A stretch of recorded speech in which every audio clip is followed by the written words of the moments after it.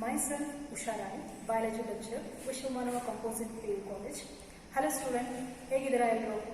So last time ನಾವು first unit, that is in a second PU chapter ಅಲ್ಲಿ first unit discuss ಮಾಡಿದ್ವಿ, that is a reproduction ಅನ್ನೋ chapters ಬಗ್ಗೆ. So second unit, that is called genetics and evolution chapter ಅಲ್ಲಿ ನಿಮ್ಗೆಲ್ಲರಿಗೂ ಗೊತ್ತಿರೋ ತರ 3 chapters ಇದೆ.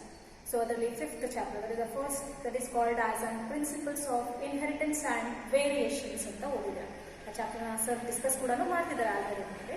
So next chapter is a sixth chapter, molecular basis of inheritance ಅಂತ ಕರೀತೇವೆ.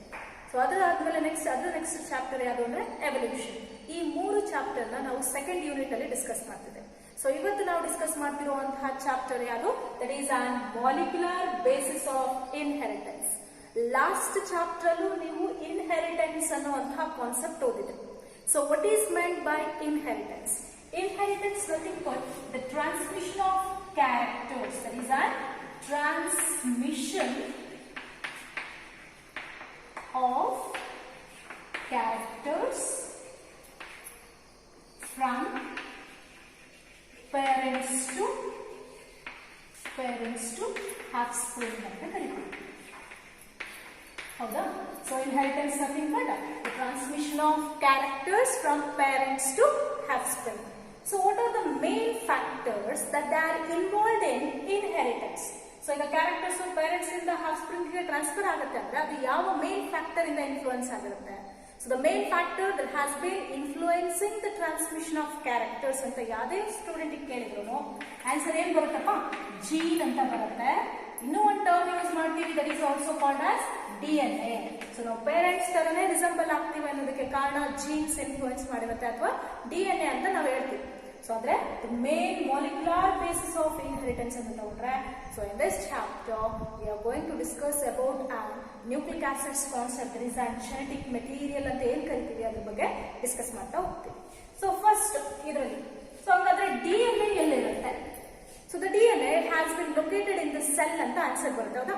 So in the cell, where it has been located in an approximate, specific ಆಗಿ ಅಲ್ಲಿ mention ಮಾಡ್ತೀರಾ, it has been located inside the nucleus. In the nucleus, it has been again situated over the specific structure called as chromosomes ಅಂತ ಕರೀತೀರಾ, ಹೌದಾ? The chromosomes is the region where the DNA has been located. So then what is meant by chromosomes?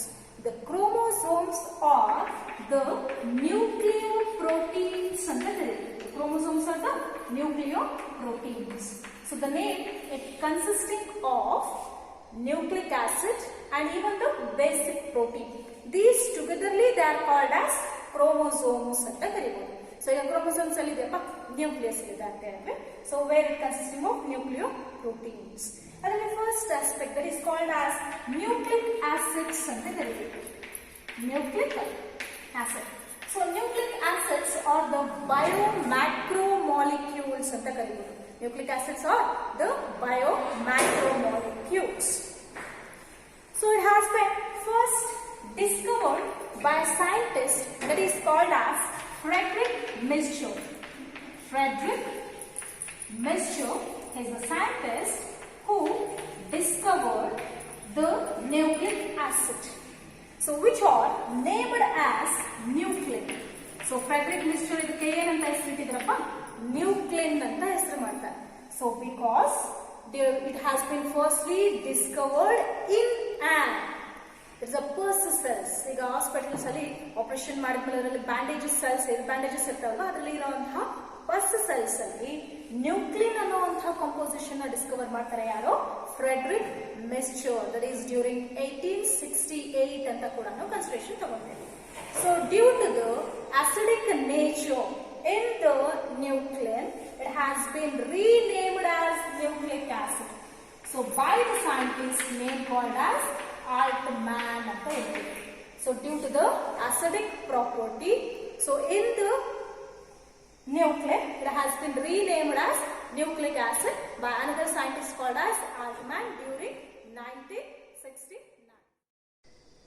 So due to the presence of an acidic nature in the nuclein, it has been renamed as nucleic acid by the scientist name called as Altman.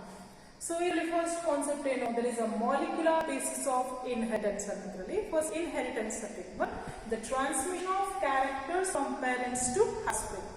The main factors that are involved in transmission of characters ಅಂತ ತಗೊಂಡ್ರೆ there is a gene or DNA. These are the main molecular basis of inheritance ಅಂತ ಕರಿತೀವಿ.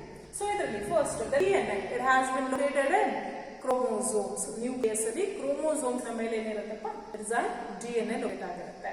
So here for one factor that is called chromosome. What is meant by chromosomes? These are the nucleoproteins ಅಂತ ಕರಿತೀವಿ because it consisting of nucleic acid and even a basic proteins ಅಂತ ಕರಿಬಹುದು. So first the nucleic acid has been reported by scientist name called as Frederick Mitchell. So ಈ ವರ್ಷ question paper ಅಲ್ಲಿ March 2020 ಏನ್ question paper ಇತ್ತು, so ಅಲ್ಲಿ 2 marks ಅಲ್ಲಿ first question ಇದೆ. Who discovered the nucleic acid? What it has been named by him? ಅಂದ್ರೆ so ಯಾವ ಸೈಂಟಿಸ್ಟ್ ನ್ಯೂಕ್ಲಿಕ್ ಆಸಿಡ್ ನ ಡಿಸ್ಕವರ್ ಮಾಡಿದ್ರೆ ಯಾವ ನೇಮ್ ಅಲ್ಲಿ ಅದನ್ನ ಡಿನೋಟ್ ಮಾಡಿದ್ರು ಅಂತ. So the scientist that discovered name called as Frederick Mitchell. ಅದಕ್ಕೆ ಏನನ್ನ ನೇಮ್ ಮಾಡಿದ್ದಾರೆ, nucleus. So this has been discovered in a first cell. Discovered ಆಗಿರೋದನ್ನ first cells ಅಲ್ಲಿ identification ಮಾಡಿದ್ರು. So due to the acidic property in this nucleus, it has been renamed as a nucleic acid by another scientist called as Altman ಅಂತ ಕರೀತೀವಿ. Who renamed the nucleic acid ಅಂತ question ಬಂದಾಗ ನೀವೇನ್ answer ಮಾಡ್ತಾ, that is an Altman ಅಂತ ಕರೀಬಹುದು. So next one, ಈಗ chromosomes ಅಂತ ಕರೀತೀವಿ. So chromosomes ಅಲ್ಲಿ ಏನಿದೆ, it consisting of a DNA and even a specific compositions called as proteins. So proteins and a nucleic acid, not only they are present in nucleus, even they are also present in cytoplasm. Nucleus ಜೊತೆಗೆ ಇನ್ನೂ ಎಲ್ಲಿರುತ್ತೆ, cytoplasm. The main DNA which are present in the cytoplasm, they are taking a major role in protein synthesis. ಅದೇ DNA cytoplasm ಗೆ transfer ಆಗುವಾಗ ಯಾವ major role ಅಲ್ಲಿ involve ಆಗಿರುತ್ತೆ, protein synthesis ಅಲ್ಲಿ ಇನ್ವಾಲ್ವ್ ಆಗಿರುತ್ತೆ ಅಂತ ಹೇಳ್ಬಹುದು. So here another scientist who is called as Fusion ಅಂತ ಕರೀತೀವಿ. So in 1924 he developed a technique named called as Fusion staining technique. Fusion staining technique. Fusion, the scientist who developed a technique called as Fusion staining technique. So ಈ technique ಇಂದ ನಮ್ಗೆ ಏನ್ help ಆಗುತ್ತಪ್ಪ ಅಂದ್ರೆ, so the chromosome, that is a nucleic acid, they are also present associated in the cytoplasm ಅಂತ ಈ concepts ನಮಗೆ describe ಮಾಡುತ್ತೆ. So this is about an introduction about this chapter. So ಈ ಚಾಪ್ಟರ್ ನಾವು ಏನೇನು ಕಾನ್ಸೆಪ್ಟ್ಸ್ ಬಗ್ಗೆ ತಿಳ್ಕೊಂತೀವಿ ಅಂತ ಹೇಳಿದ್ವಿ, ನ್ಯೂಕ್ಲಿಕ್ ಆಸಿಡ್ಸ್ ಅಂತ. ಸೊ ನೆಕ್ಸ್ಟ್ ಹೆಡಿಂಗ್ ಏನ್ ತಿಳ್ಕೊಂತೀವಿ, nucleic acid.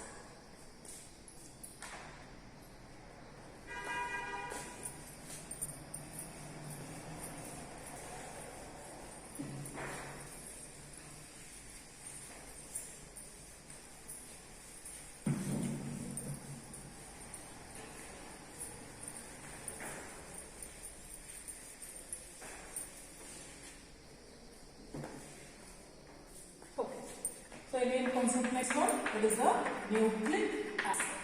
So nucleic acids are the biomacromolecules ಅಂತ ಕರೀತೀವಿ. ಏನಂತ ಕರೀತೀವಿ? They are the biomacromolecules. So there are two types in a nucleic acid. Nucleic acid ಅಲ್ಲಿ ಎಷ್ಟು types ಇದೆ? There are two types. So ಯಾವಪ್ಪ ಅಂತ ತಗೊಂಡ್ರೆ, first one is DNA, next one is RNA. So ನಮಗೆಲ್ಲರಿಗೂ ಈ ಅಬ್ರಿವೇಷನ್ ಗೊತ್ತೆ. So what is meant by DNA? It is called as deoxyribose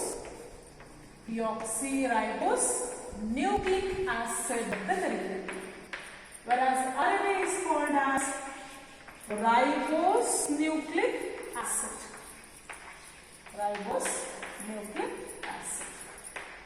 So ಈಗ DNA ಅಂದ್ರೆ ಹೇಳ್ತೀವಿ. So is a deoxyribose nucleic acid which acts as a genetic material in most of the organisms. So most of the organisms ಅಲ್ಲಿ genetic material ಆಗಿ act ಮಾಡುವಂತಹ composition ಯಾವುದು, nucleic acid, that is a DNA.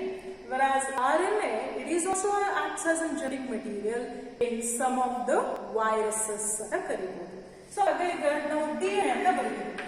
So DNA again, it is an polynucleotide chain anta karithivi, called as polynucleotide chain. So which has been formed by many nucleotides. That is nothing but DNA. So ಎಷ್ಟು number of nucleotides ಇರುತ್ತೆ ಅದರ basis ಮೇಲೆ the length of the DNA has been estimated based upon the number of nucleotides that have been present in the DNA. The length have been estimated in most of the organisms anta karibadu. So here they consisting of an polydeoxyribonucleotides anta karitivi. Polydeoxyribonucleotides, they have been formed together by the appearance of an polynucleotide chain, nothing but DNA. For example, now again based upon the number of nucleotides, so length of DNA find ಮಾಡ್ತಿರೋದಾ. So ಅದರಲ್ಲಿ example ಅಂತ ತಗೊಂಡ್ರೆ ಒಂದು ಮೈಕ್ರೋಬಿನ example ಕೊಡ್ತಿದ್ದೇವೆ. So ಯಾವ್ದಂದ್ರೆ ಬ್ಯಾಕ್ಟೀರಿಯೋಫೇಜ್ ಅಂತ ಇದೆ. So ನಮಗೆ ಗೊತ್ತಿದೆ what is bacteriophage is a virus that was infecting a bacteria. ಬ್ಯಾಕ್ಟೀರಿಯಾನ ಇನ್ಫೆಕ್ಟ್ ಮಾಡುವಂತಹ ವೈರಸ್ ಏನಂತ ಕರಿತೀವಿ ಬ್ಯಾಕ್ಟೀರಿಯೋಫೇಜ್. ಇದರಲ್ಲಿ ಎಷ್ಟು ಲೆಂತ್ ಆಫ್ DNA ನಾವು ಡಿಫೈನ್ ಮಾಡಬಹುದು. So it has been estimated as lambda into 174 ಅಂತ ಬರೀತೀವಿ. ಏನು lambda into 174. It has been usually near about 5386 base pairs. The nucleotides ನಾವೇನು ಬರೀತೀವಪ್ಪ base pairs, because they are called as a nitrogen bases ಅನ್ನೋದ್ರಿಂದ they are called as defined in the form of base pairs. Bacteriophagally, the length of the nucleotides it was usually nearly equal to 5386 number of base pairs. So ಇದು ಒಂದು micro. ಇನ್ನು ಬೇರೆ ಬೇರೆ micro ಇದೆ ಅದನ್ನು ಹೇಳೋಣ. So ಇಷ್ಟು ಅರ್ಥ ಆಗಿ ಅನ್ಕೊಂಡಿದ್ದೀನಿ. ಸೊ ನೆಕ್ಸ್ಟ್ ಮೈಕ್ರೋ ಎಕ್ಸಾಂಪಲ್ ತಗೊಂಡ್ರೆ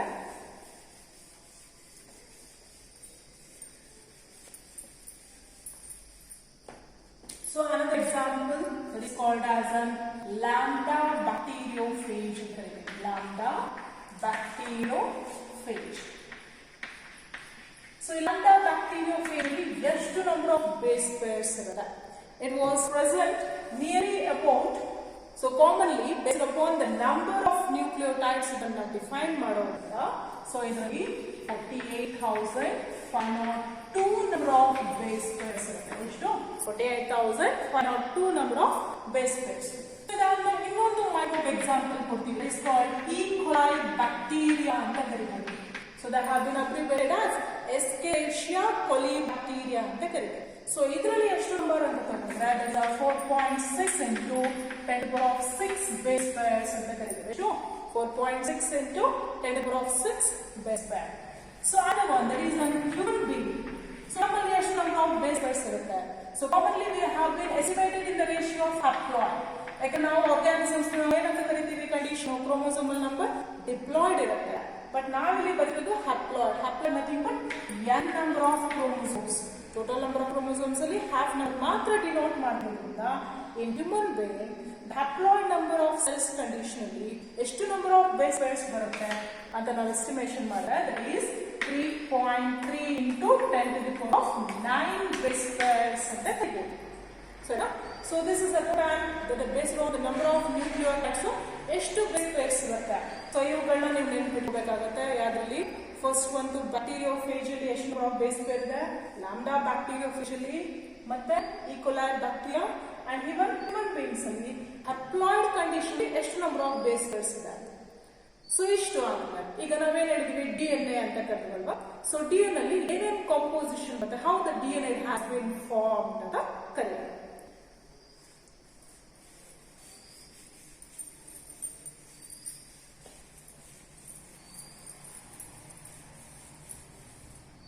So DNA has been defined as it is a polynucleotide chain and it is also called as polynucleotide chain. So it will nucleotides. How the nucleotide has been formed? For this, it needs a composition. Like a basic composition. So now the chemical composition of DNA. Chemical composition of DNA. So the chemical composition of DNA board ಅಲ್ಲಿ 2 to 3 marks ಗೆ ಹೇಳ್ತಾರೆ. ಎಷ್ಟು marks ಗೆ? 2 to 3 marks ಗೆ ಇದನ್ನ ಹೇಳ್ತಾರೆ. So right the chemical composition of DNA ಅಂತ ಹೇಳ್ತಾರೆ. So what are the components that are present to form a DNA? First one, it is a nitrogen base ಅಂತ ಕರೀತೀವಿ. Nitrogen bases. So ನಮಗೆ ಗೊತ್ತಿದೆ nitrogen bases nothing but they are having a heterocyclic ring structures ಅಂತ ಓದಿದ್ದೀವಿ ನಾವು. So ಇದರಲ್ಲಿ nitrogen bases again it consisting of two forms. So first one ತಗೊಂಡ್ರೆ that is an purines ಅಂತ ಕರೀತೀವಿ. So ಏನು purines. So ಎರಡನೇ ಅದು pyrimidines ಅಂತ ಕರೀತೀವಿ. Second one is a pyrimidines. So usually the purines are having a double ring structure composition ತಗೊಂಡ್ರೆ pyrimidine single ring structure ಅಲ್ಲಿ ಡಿಫೈನ್ ಆಗ್ತಾ ಹೋಗುತ್ತೆ. So example for purines. Purines ಅಲ್ಲಿ ಯಾವ್ಯಾವ ಇದಾವೆ? That is an adenine and guanine ಅಂತ ಕರೀತೀವಿ. Adenine and guanine. So whereas pyrimidine it involves cytosine and thymine. ಸರಿನಾ? ಸೊ ನೆಕ್ಸ್ಟ್ ಇದು ನೈಟ್ರೋಜನ್ ಬೇಸಸ್ ಅಲ್ಲಿ ಇದೆ ಪ್ಯೂರಿನ್ಸ್ ಮತ್ತೆ pyrimidines. ಸೊ ಪ್ಯೂರಿನ್ಸ್ ಗೆ ಎಕ್ಸಾಂಪಲ್ ಅಂದ್ರೆ ನಾವು ಅಡಿನೈನ್ ಮತ್ತೆ guanine. It has been abbreviated as A and G. Short letter ಅಲ್ಲಿ ನಾವು ಅಬ್ರಿವೇಟ್ ಮಾಡೋದಕ್ಕೆ ಅದನ್ನ A ಮತ್ತೆ G ಅಂತ ಹೇಳ್ಬೋದು. So pyrimidines which consisting of cytosine and thymine which has been abbreviated in the form of C and T ಅಂತ ಹೇಳ್ತೀವಿ. So ಇದು ಒಂದು ಕೆಮಿಕಲ್ ಕಂಪೋಸಿಷನ್ ಆದ್ರೆ second one it consisting of pentose sugar ಅಂತ ಕರೀತೀವಿ. pentose sugar. So pentose sugar that was present in our DNA. ನೇರಳೆ ಇದೆ ಏನು deoxyribose ಅಂತ ಕರೀತೀವಿ. The pentose sugar that was present in the DNA which is called as deoxyribose. So deoxyribose ಅಂದ್ರೆ C5H10 and O4 ಅಂತ ಬರೀತೀವಿ. deoxy ಒಂದು oxygen quantity ಅಲ್ಲಿ ಏನಿದೆ ಕಮ್ಮಿ ಇರೋದ್ರಿಂದ C5H10O4 ಅಂತ ಬರೀತೀವಿ. ಸೊ ಇದು ಸೆಕೆಂಡ್ ಒನ್. ಥರ್ಡ್ ಒನ್ ಯಾವುದು? Phosphoric acid. ಫಾಸ್ಫರಿಕ್ ಆಸಿಡ್ ಅಂತ ಕರೀತೀವಿ. So usually it has been utilised in the form of phosphate. Nucleotides ಆಗಬೇಕು ಅಂದ್ರೆ ಫಾಸ್ಫರಿಕ್ ಆಸಿಡ್ ನ ಯಾವ ಫಾರ್ಮ್ ಆಡ್ ಮಾಡ್ತೀವಿ? ಫಾಸ್ಫೇಟ್ ಫಾರ್ಮ್ ಆಡ್ ಮಾಡ್ತೀವಿ. So here DNA which is called as polynucleotide chain based upon the number of nucleotide, the length of the DNA it differs from one organism to another organism ಅಂತ ಕರೀತೀವಿ. So ಇದರಲ್ಲಿ the chemical composition of DNA ಅಂತ ತಗೊಂಡ್ರೆ it involves the first one is nitrogen bases. ಆ nitrogen bases ಅಲ್ಲಿ purines and pyrimidines. Purines ಅಲ್ಲಿ adenine and guanine. pyrimidines ಅಲ್ಲಿ cytosine ಮತ್ತೆ thymine ಅಂತ ಬರುತ್ತೆ. ನೆಕ್ಸ್ಟ್ ಒನ್ pentose sugar ಇರುತ್ತೆ. ಆ pentose sugar ಯಾವ್ದಪ್ಪ DNA ಅಲ್ಲಿ ಇರೋದು? deoxyribose ಅಂತ ಕರೀತೀವಿ. So whereas third one that is called phosphoric acid, so in the form of phosphate add ಆಗುತ್ತೆ. So this is the composition, chemical composition of DNA. So next one ಬರೀತೀವಿ. That is a chemical composition of RNA. RNA nothing but ribonucleic acid. So DNA acts as a genetic material ಅಂತಾನೂ ಕರೀತೀವಿ. Now most of the organisms, even the RNA is also acts as a genetic material in some of the viruses ಅಂತ ಕರೀತೀವಿ. But ನಮ್ಮ ಇಲ್ಲಿ RNA ಏನಾಗಿ act ಮಾಡಬಹುದು? It acts like a messengers ಅಂತ ಕರೀತೀವಿ. So that is our chemical composition of an RNA ಅಂತ ಬರ್ಕೋಣ. So same RNA ಅಲ್ಲೂ ಕೂಡ chemical composition ತಗೊಂಡ್ರೆ nitrogen bases ಇದೆ. So same it consisting of purines and pyrimidines. Whereas purines nothing but adenine and guanine same ಇರುತ್ತೆ RNA. But pyrimidines ಅಲ್ಲಿ cytosine presence there, but instead of thymine it has been replaced into uracil. Thymine ಬದಲು ಏನಿರುತ್ತಲ್ಲ uracil ಇರುತ್ತೆ. So it can be abbreviated in the form of C and U ಅಂತ ಕರೀತಾರೆ. So whereas pentose sugar that was present in an RNA. So DNA ಅಲ್ಲಿ deoxyribose ಇತ್ತು ಅಂದ್ರೆ RNA ಅಲ್ಲಿ ಆದ name ಅಲ್ಲೇ ತಿಳಿತಿದೆ ಅನ್ನೋದಾ ಏನು ribose sugar ಅಂತ ಕರೀತೀವಿ. So the ribose sugar again will be C5H10O5. So other chemical composition is called phosphoric acid. Same. So this is about our chemical composition of an RNA. So ಈಗ ನಮಗೆ DNA ಮತ್ತೆ RNA which are called as nucleic acids they need to form an polynucleotide chains ಅಂತ ಕರೀತೀವಿ. So ಆ polynucleotide chain ಆಗಬೇಕು ಅಂದ್ರೆ ನಮಗೆ basic concepts ಬೇಕು. ಸೊ ಫಸ್ಟ್ ಈ ನೈಟ್ರೋಜನ್ ಬೇಸ್ ಪೆಂಟೋ ಶುಗರ್ ಜೊತೆ ಕಂಬೈನ್ ಆಗಬೇಕು. ಪೆಂಟೋ ಶುಗರ್ ಮತ್ತೆ ಫಾಸ್ಫೇಟ್ ಜೊತೆ ಸೇರಿದ್ರೆ ಮಾತ್ರ ಏನಾಗುತ್ತೆ ನ್ಯೂಕ್ಲಿಯೋಟೈಡ್ಸ್ ಆಗುತ್ತೆ. ಅದೇ ಇನ್ಫಾರ್ಮೇಶನ್ ಆಗುತ್ತೆ ಅಂತ ಈಗ ನೆಕ್ಸ್ಟ್ ಹೋಗೋಣ. ಇಷ್ಟ ಅರ್ಥ ಆಗಲ್ವಾ?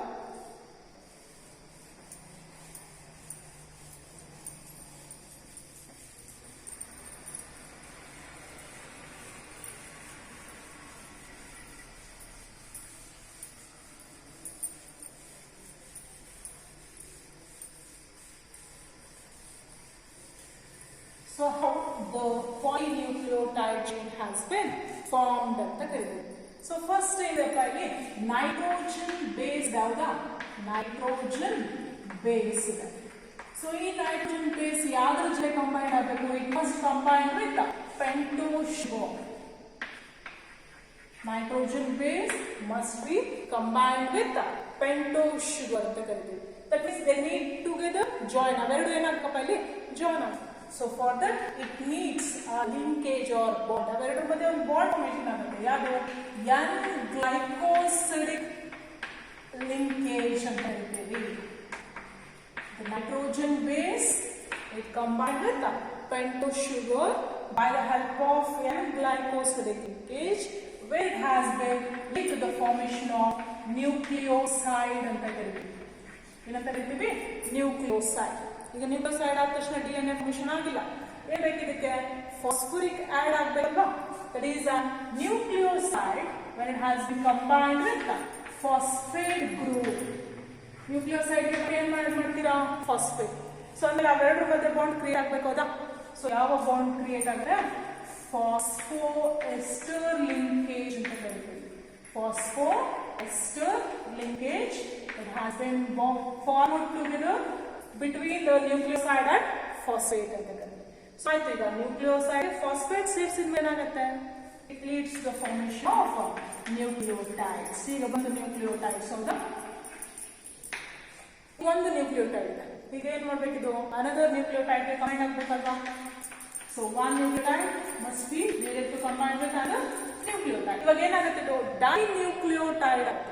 So for combine the two nucleotides again ಇವೆರಡರ ಮಧ್ಯೆ ಒಂದು ಬಾಂಡ್ ಕ್ರಿಯೇಟ್ ಆಗುತ್ತೆ.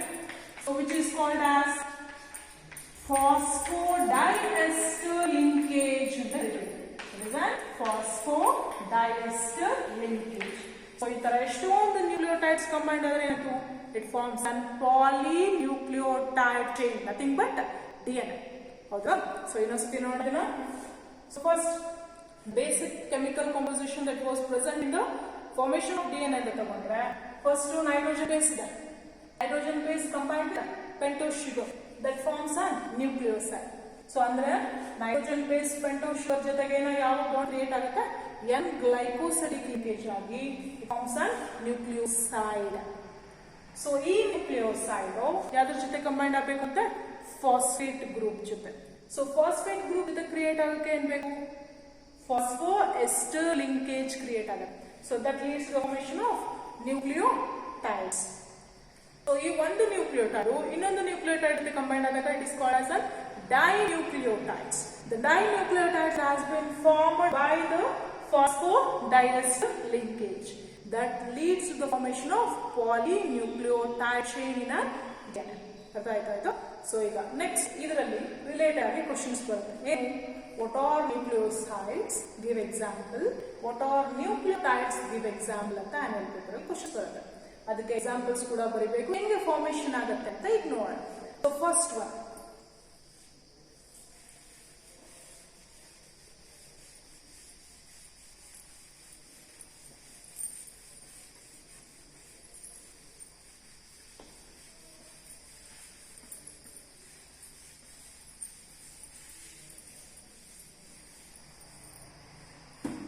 ಸೊ DNA ಅಲ್ಲಿ ನ್ಯೂಕ್ಲಿಯೋಸೈಡ್ಸ್ ಮತ್ತೆ ನ್ಯೂಕ್ಲಿಯೋಟೈಡ್ಸ್ ಹೆಂಗ್ ಫಾರ್ಮೇಷನ್ ಆಗುತ್ತೆ ಅಂತ ತಗೊಂಡ್ರೆ ಸೊ ಫಸ್ಟ್ ಶಾರ್ಟ್ ಆಗಿ ಬರೀತೀವಿ which is called nitrogen base. Nitrogen base ನ NB ಅಂತ ಬರೀತೀವಿ. So it has need to combine with pentose sugar. ಯಾವ್ದ್ರ ಜೊತೆ ಕಂಬೈನ್ ಆಗ್ತದೆ? Pentose sugar and it forms a nucleoside. So nucleosides ಅಂದ್ರೆ ಏನ್ ಹೇಳ್ತೀರಾ? So when the nitrogen base combined with the pentose sugar, it leads to the formation of nucleoside. So when this nucleoside it has been added with the phosphate group, it forms a nucleotide synthesis. So what are nucleosides? When nitrogen is combined with pentose sugar, it forms a nucleoside. When this nucleoside combined with phosphate group, it leads to the formation of nucleotides. So ಇದಕ್ಕೆ ಈಗ DNA ಅಲ್ಲಿ ಯಾವ ತರ function ಆಗುತ್ತೆ ಇದನ್ನ so first DNA ಅಲ್ಲಿ ಯಾವ nitrogen base ಇದೆ ಪ್ಯೂರಿನ್ಸ್ ಮತ್ತೆ pyrimidines that is an adenine, guanine, cytosine and thymine. Shortly they are abbreviated in the form of A, T, G and C. AD, GC ಅಂತ ಕರೆಯೋದಾ?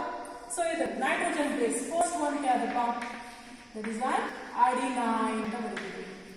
The nitrogen base that was present in a DNA that is called adenine plus. So DNA ಅಲ್ಲಿ ಇರೋ pentose sugar ಯಾವ್ದಪ್ಪ? Deoxyribose. The pentose sugar that was present in a DNA is called as deoxyribose. So the adenine when it has been added with an deoxyribose, it leads to the formation of deoxyadenosine ಅಂತ ಕರಿತೀವಿ. Deoxyadenosine ಅಂತ ಕರಿತೀವಿ. So when this deoxyadenosine when it has been added with the phosphate, so phosphate group ಎಷ್ಟು add ಆಗುತ್ತೆ? So commonly addition ಆಗಬೇಕಾದ್ರೆ triphosphate ಆಗುತ್ತೆ in the form of 3 phosphate ಆಗುತ್ತೆ, but utilize ಆಗೋದು ಎಷ್ಟು? ಒಂದೇ ಫಾಸ್ಫೇಟ್. ಸೊ ಹಾಗೆ ತೋರಿಸ್ತೀವಿ ಈಗ phosphate that is an adenine ಅಪ್ಪ adenosine triphosphate ಆಗುತ್ತೆ that is an ATP adenosine triphosphate. So it has been forming an deoxyadenosine monophosphate ಅಂತ ಕರೀತೀವಿ. So utilize ಆಗುತ್ತೆ ಎಷ್ಟು? ಒಂದೇ ಫಾಸ್ಫೇಟ್. ಹಂಗಾಗಿ the nucleotides ಅಂತ ತಗೊಂಡ್ರೆ deoxyadenosine monophosphate abbreviations ನ ತಗೋಬಹುದು. ಇನ್ನೊಂದ್ಸತಿ ಹೇಳ್ತೀನಿ ನಾನು deoxyadenosine monophosphate. So next one ಎರಡನೇದು adenine ಆದ್ಮೇಲೆ ಅದು guanine. So guanine plus ಯಾವ pentose sugar same deoxyribose ಅಂತ ಬರೀತೀವಿ. So it leads to the formation of deoxyguanosine ಅಂತ ಬರೀತೀರಾ ಇಲ್ಲಿ deoxyguanosine. So when guanine combined with deoxyribose, it forms a nucleoside in DNA called as deoxyguanosine. ಈ deoxyguanosine ಎಷ್ಟು phosphate add ಮಾಡಬೇಕು ನಾವು?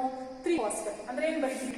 guanosine triphosphate GTP ಅಂತ ಬರೀತೀವಿ. So where it leads the formation of DGMP deoxyguanosine monophosphate ಏನು ಬರೀತೀವಿ? deoxyguanosine monophosphate ಅಂತ ಹೇಳ್ಬೋದು. So next one third one, it is called cytosine. Cytosine plus deoxyribose. Cytosine plus deoxyribose that lead to the formation of deoxycytidine ಅಂತ ಬರೀತೀವಿ. deoxycytidine.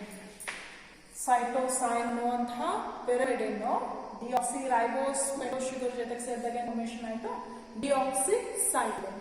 So ಈ deoxycytidine ಎಷ್ಟು phosphate? 3 phosphate. that is an cytosine triphosphate CTP ಅಂತ ಬರೀತೀವಿ. So it has been abbreviated again deoxycytidine monophosphate. deoxycytidine monophosphate. So next fourth one ಏನಪ್ಪ? thymine ಅಂತ ಬರೀತೀವಿ.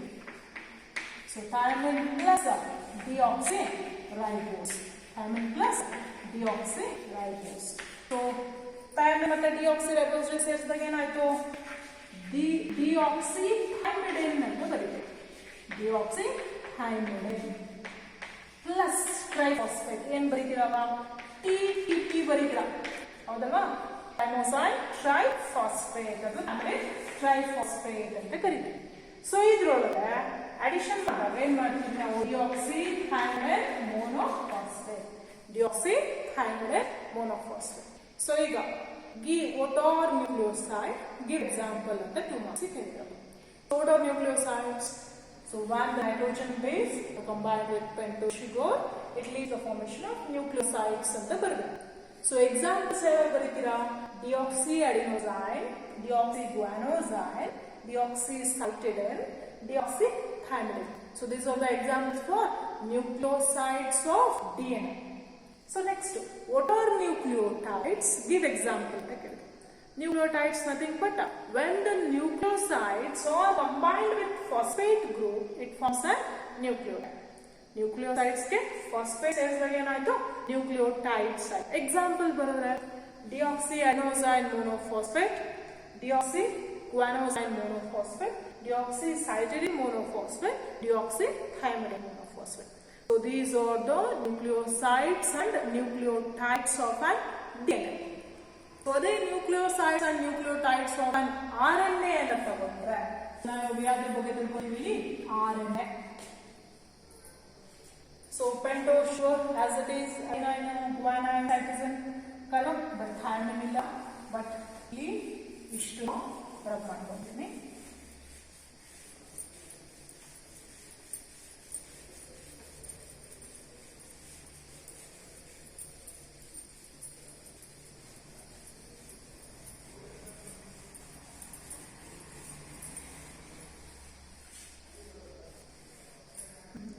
So RNA ಕೂಡ ಏನು first nitrogen base when it combined with pentose sugar it forms a nucleosides ಅಂತ ಹೇಳ್ತೀವಿ. adenine plus pentose sugar. So RNA ಅಲ್ಲಿ ಬರುವಂತ pentose sugar ಯಾವುದು? That is a ribose pentose sugar. And deoxyribose ಬರುತ್ತೆ ribose. So when adenine combined with ribose, so it forms an adenosine ಅಂತ ಕರೀತೀವಿ. The nucleoside that was present in an RNA that is called as adenosine. Plus, ಇದಕ್ಕೆ ಏನಾಗಬೇಕಪ್ಪ? Phosphate group. So phosphate ಯಾವ form addition ಮಾಡ್ತೀವಿ ನಾವು? Triphosphate. That is ATP, adenosine triphosphate. That has been lead to formation of nucleotide. ಏನ್ ಬರೀತೀರಿ? So ಅವಾಗಲೇ deoxyadenosine monophosphate ಬರುತ್ತೆ. ಇಲ್ಲಿ adenosine monophosphate ಅಂತ ಹೇಳ್ತೀವಿ. Adenosine monophosphate. So due to the presence of acidic nature, nucleic acids ಅಂದ್ರೆ ಏನಿದೆ? acidic property ಇದೆ. So ಹಂಗಾಗಿ adenosine monophosphate ನ adenalic acid ಅಂತ ಕರೀತೀವಿ. ಏನಂತ ಕರೀತೀವಿ? adenalic acid ಅಂತ ಹೇಳ್ಬೋದು. So next guanine. So guanine plus ribose pentose sugar, it leads to the formation of guanosine. Information into guanosine. So ಇದಕ್ಕೆ ಏನು ಮಾಡ್ತೀರಾ? G guanosine triphosphate that forms a guanidine monophosphate. So ಇಲ್ಲಿ guanine plus ribose, it leads to the formation of guanosine, that is a nucleoside. So ಇದಕ್ಕೆ G tip add ಮಾಡಿದ ತಕ್ಷಣ ಏನಾಯ್ತು? guanosine monophosphate. ಅದಕ್ಕೆ guanidine guanilic acid ಅಂತ ಕೂಡ ಕರೀಬಹುದು. So next one ಅದು cytosine ಬರೆದಿದ್ದೀವಿ. cytosine plus ribose pentose sugar, it leads to the formation of, so cytosine ಇದ್ದಿದ್ದು ಏನಾಗುತ್ತೆ? cytidine ಅಂತ. cytidine plus CTP, cytidine triphosphate, it leads to the formation of cytidine monophosphate. ಅದನ್ನ cytidilic acid ಅಂತ ಕರೀತೀವಿ. cytidilic acid. So cytidine monophosphate, it is also called as cytidilic acid. So next, so you wish to DNA same without the adenine, guanine, cytosine, but RNA instead of thymine it has been replaced into uracil. So the next group again by the nitrogen base, uracil plus ribose, it forms a uridine plus uridine triphosphate, it leads to the formation of uridine monophosphate. Uridilic acid ಅಂತ ಕರೀತೀವಿ. UMP ಅಂತ ಬರ್ತೀವಲ್ಲ, it is also called as uridilic acid. So these are about the nucleosides and nucleotides of RNA. So nucleosides of RNA, adenosine, guanosine, cytidine and uridine. Nucleotides of adenosine monophosphate, guanosine monophosphate, cytidine monophosphate, uridine monophosphate. ಅಥವಾ ಏನು ಕರಿತೀವಿ? adenalic acid, guanilic acid, cytidilic acid and uridilic acid ಅಂತ ಕೂಡ ಕರಿತೀವಿ. So these are about the nucleotides and nucleotides of DNA and RNA. ಈಗ ನಮಗೆ ಗೊತ್ತಾಯ್ತು nucleotides formation ಆಯ್ತು. ಸೊ ಲಾಸ್ಟ್ ಕ್ಲಾಸ್ ಅಲ್ಲಿ ಹೇಳಿದ್ವಿ ನೈಟ್ರೋಜನ್ ಬೇಸ್ ಗೆ ಪೆಟೋ ಶುಗರ್ ಕಂಬೈಂಡ್ ಆಗಬೇಕು by the help of N glycosidic linkage it forms a nucleoside. This nucleoside combined with phosphate by the help of phosphoester linkage, so that form a nucleotide. That nucleotide must be combined with another nucleotide by the help of phosphodiester linkage. ಆತರ ಪಾಲಿನ್ಯೂಕ್ಲಿಯೋಟೈಡ್ chain ನಾವೇಂತ ಕರಿತೀವಿ DNA ಅಂತ ಕರಿತೀವಿ. ಅರ್ಥ ಆಯ್ತಾ? ಏನಾದ್ರು so specific ಆಗಿ ಇಂತ relate ಬಗ್ಗೆ ನಿಮಗೆ ಮತ್ತೆ ಏನಾದ್ರು ಡೌಟ್ ಇದ್ರೆ ನೀವು ಸಪರೇಟ್ ಆಗಿ ನಮಗೆ ಮೆಸೇಜ್ ಕೂಡ ಮಾಡ್ಬೋದು.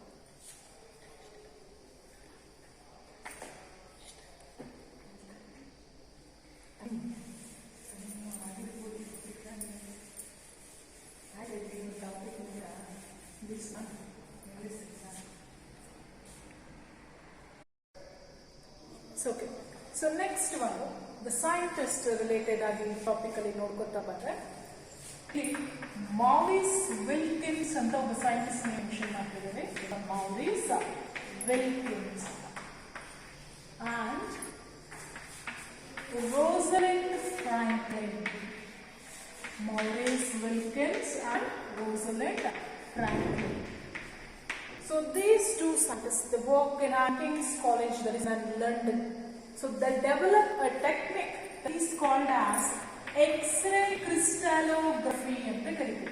X-ray crystallography ಅನ್ನೋ ಟೆಕ್ನಿಕ್ ನ ಇವರು ಡೆವಲಪ್ಮೆಂಟ್ ಮಾಡ್ತಾರೆ. ಯಾರು? Maurice Wilkins and Rosalind Franklin.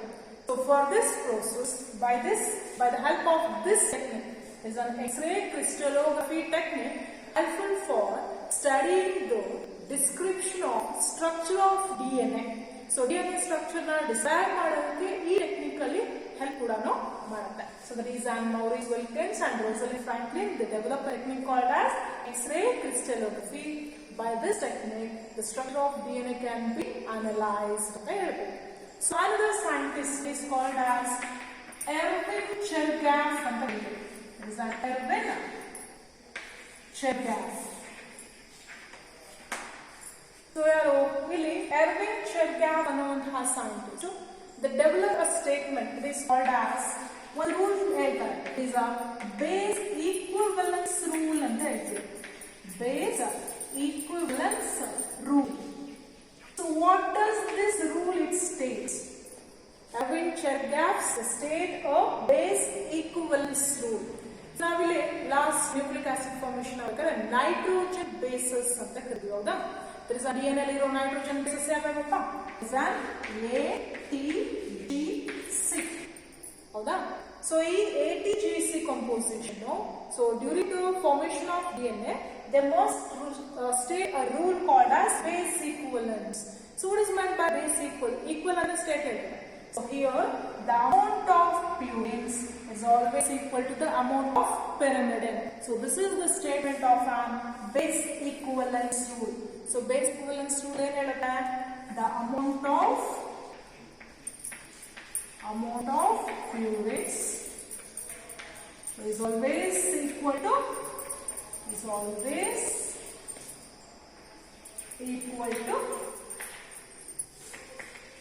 pyrimidines. So purines ಯಾವ್ಯಾವಪ್ಪ? There is an adenine and guanine. That is an A plus G. It's always equals to pyrimidine. Pyrimidine ಯಾವುದು? It is an thymine and cytosine. So ಅದರ base ಮೇಲೆ so base equivalence rule explain ಮಾಡಿರೋರು Chargaff. So Erwin Chargaff. So it's also called as Chargaff's rule ಅಂತ ಕರೀತಾರೆ. Base equivalence rule is also called as Chargaff's rule. What does the statement that involves? Andre the amount of purine is always equal to the amount of pyrimidine. So ಅದನ್ನ ನಾವು abbreviation ಬರೆದ್ರೆ it is an A plus G equals to T plus C. A plus G equals to T plus C. It's always equal to 1:1 ratios ಅಲ್ಲಿ define ಆಗ್ತಾ ಹೋಗುತ್ತೆ. So ಇದಾದ್ಮೇಲೆ next structure of DNA ಅಂತ ಬರ್ತದೆ. ಹೌದಾ? So DNA structure ನ explain ಮಾಡಕ್ಕೆ ನಮ್ಗೆ ಯಾವ ಕಾನ್ಸೆಪ್ಟ್ ಹೆಲ್ಪ್ ಮಾಡಿದೆ? There is an X-ray crystallography ಅಂತ ಕರೀತೀವಿ. So by this technique, so another two scientists they describe the structure of DNA. So ಎರಡು ಸೈಂಟಿಸ್ಟ್ ಯಾರು ಅಂತ ನೋಡೋಣ.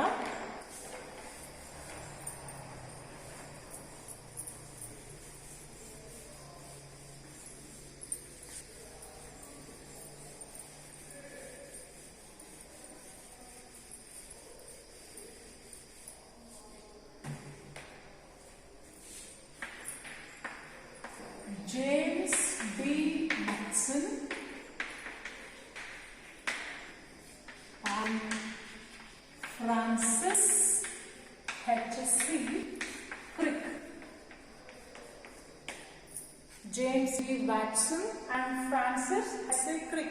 So these are the two scientists who described the structure of DNA. So the DNA structure na explain ಮಾಡಕ್ಕೆ ಇವ್ರ ಜೊತೆಗೆ ಇನ್ನೊಬ್ರು ಯಾರು help ಮಾಡಿದ್ರು the technique called as X-ray crystallography. So James D. Watson, so he is a biologist. So whereas the Francis H. Crick is a physicist ಅಂತ ಕೂಡ ನಾವು ಕರೀತೀವಿ.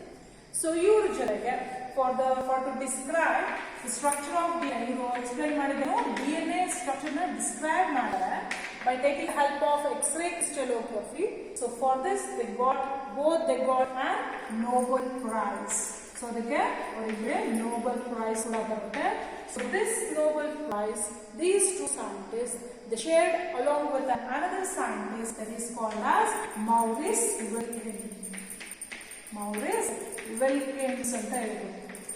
So Maurice Wilkins they developed a technique called X-ray crystallography. So ಇವರ crystallography technique ಇರೋದ್ರಿಂದಾನೆ DNA structure ಇವರಿಬ್ರು describe ಮಾಡಿದ್ದಾರೆ. So ಹಂಗಾಗಿ ಇಬ್ರು ಜೊತೆಗೆ ಮಾರಿಸ್ ವಿಲ್ಕಿನ್ಸ್ಗೂ ಕೂಡ ಏನಾಗುತ್ತೆ ಇಲ್ಲಿ ನೋಬೆಲ್ ಪ್ರೈಸ್ ಶೇರ್ ಆಗುತ್ತೆ ಅಂತ ಹೇಳ್ತೀವಿ. ಸೊ ಆದ್ಮೇಲೆ ನಾವು ನೆಕ್ಸ್ಟ್ ಕ್ಲಾಸ್ ಅಲ್ಲಿ ಯಾವ ಕಾನ್ಸೆಪ್ಟ್ ಬಗ್ಗೆ ಡಿಸ್ಕಸ್ ಮಾಡ್ತೀವಿ, DNA structure. So DNA structure ನ ಇಲ್ಲಿ ಯಾರು ಡಿಸ್ಕ್ರೈಬ್ ಮಾಡಿದ್ರು, James D Watson and Francis H.C. Crick. So for this, the structure of DNA can also be called as Watson and Crick model of the DNA. So Watson and Crick model. It is also called duplex model ಅಂತ ಕೂಡ ಕರೀಬಹುದು. ಸರಿನಾ? So ಇದಿಷ್ಟು ಇವತ್ತಿನ related concepts ಗಳು. So next ಇದರ related ಆಗಿ ಸ್ವಲ್ಪ questions ಗಳನ್ನ ಮೆನ್ಷನ್ ಮಾಡ್ಕೊಳ್ಳಿ.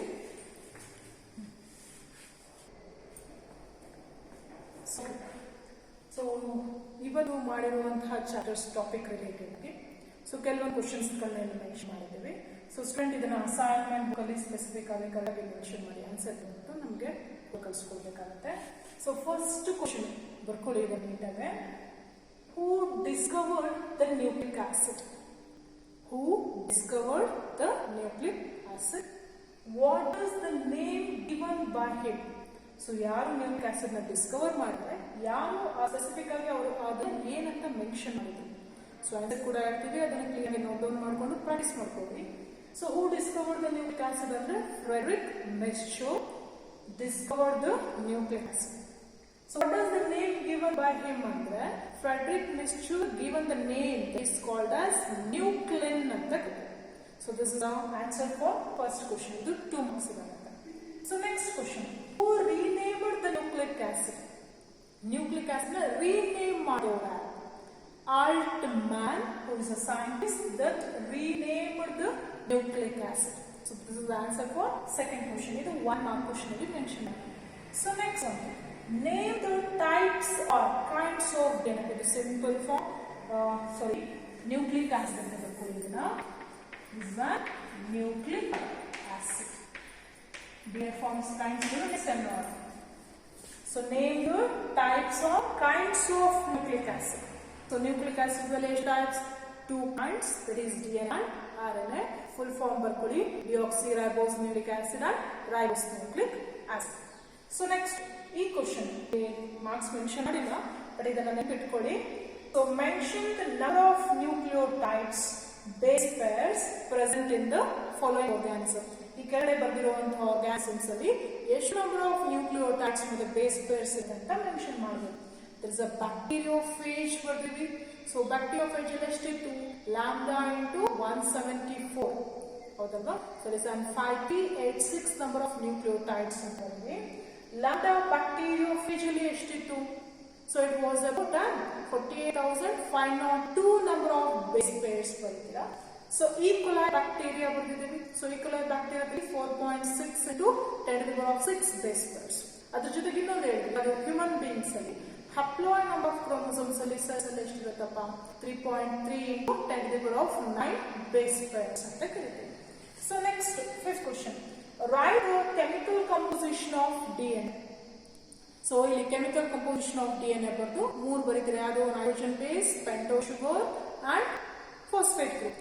ಸೊ ನೈಟ್ರೋಜನ್ ಬೇಸ್ ಮುಂದೆ ಪ್ಯೂರಿನ್ಸ್ ಅಂಡ್ ಪಿರಿಮಿಡಿನ್ಸ್. ಪ್ಯೂರಿನ್ಸ್ ಯಾವ ಅಂತ ಬರಬೇಕು? ಯಾವುವು? Adenine and guanine. ಪಿರಿಮಿಡಿನ್ಸ್ ಮುಂದೆ ಸೈಟೋಸಿನ್ ಅಂಡ್ ಹ್ಯಾಂಡ್ ಬರೀತೀರಾ. ಪೆಂಟೋ ಶುಗರ್ ಮುಂದೆ ಡಿಆಕ್ಸಿರೈಬೋಸ್ ಬರ್ದು C5H10O4 ಬರೀತೀವಿ.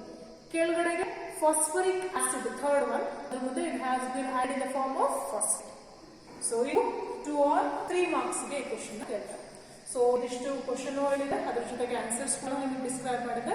ಸೊ ಕರೆಕ್ಟ್ ಆಗಿ ಮೇಂಟೈನ್ ಮಾಡಿಕೊಂಡು ಕಳಿಸೋದು class. Okay student, thank you.